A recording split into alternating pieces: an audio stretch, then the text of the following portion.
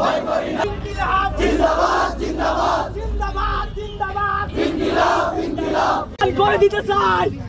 আমার প্রিয় হাবিবকে নিয়ে কথা বলার আগে বারবার ভেবে নিবেন।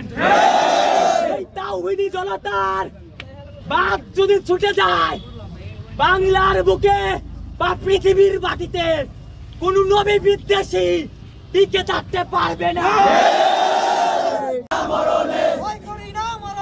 তাকবীরের কারণে